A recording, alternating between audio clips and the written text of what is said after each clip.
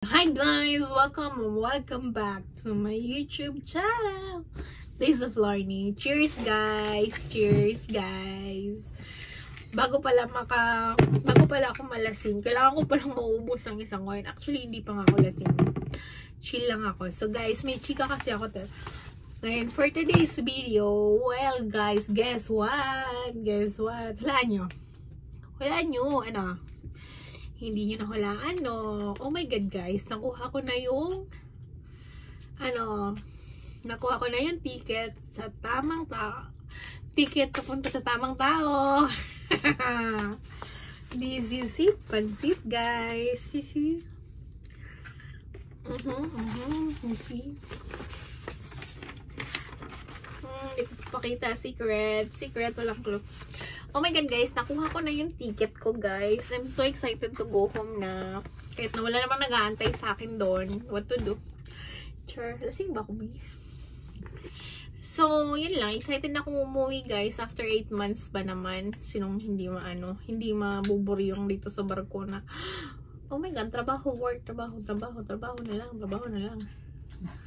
May pa naman sana akong anak, guys, pero parang trabaho. Pares lang yun. Oo nga, B. Lalo na siguro pag may anak ako, B, parang, wala pa sana akong anak, guys, pero parang lugmok ako sa pagtatrabaho dito. So, ngayon, cheers, chill lang tayo, mag-inom tayo, guys. So, may wine ako dito. Wine yan, ni Bibir. So anyway, yung pag-uusapan natin ng ticket ko pupunta sa tamang tao. Guys, pagod na ako dun sa napupunta ako lagi sa maling tao, guys. Alam mo, tao din naman ako, Lord. Lord, ano ba? Tao din naman ako, Bakit? May puso ako, Lord. Bakit? Siguro ngayon, sa tamang tao na talaga ako mapunta ngayon, guys. So, yun lang. So, excited to go home na.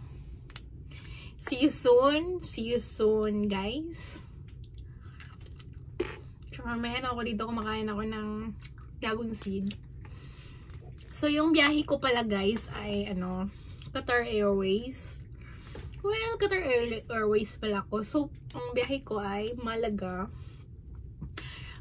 papunta akong Barcelona. Oh my God, guys! I'm going to Barcelona na. Tapos, mayroon pala ako to connecting flights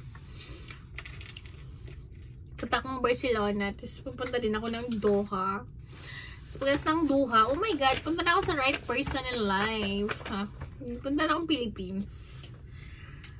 Lang. See you soon, guys. I'm so excited. So, ang bait ng manager ko kasi pinag pa talaga niya yung visa ko.